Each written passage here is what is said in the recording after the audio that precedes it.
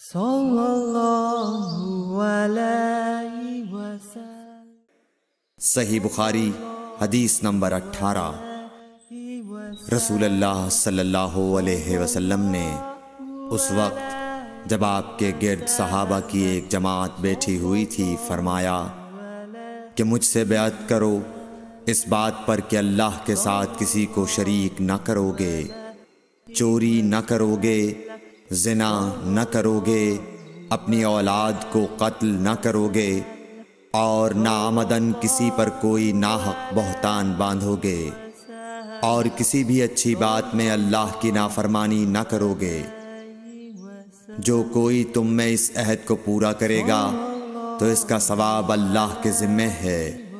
اور جو کوئی ان بری باتوں میں سے کسی کا ارتکاب کرے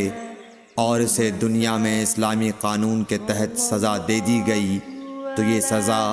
اس کے گناہوں کے لیے بدلہ ہو جائے گی، اور جو کوئی ان میں سے کسی بات میں مبتلا ہو گیا اور اللہ نے اس کے گناہ کو چھپا لیا تو پھر اس کا معاملہ اللہ کے حوالے ہے، اگر چاہے معاف کرے اور اگر چاہے سزا دے دے۔ عبادہ کہتے ہیں کہ پھر ہم سب نے ان سب باتوں پر آپ صلی اللہ علیہ وسلم سے بیعت کر لی۔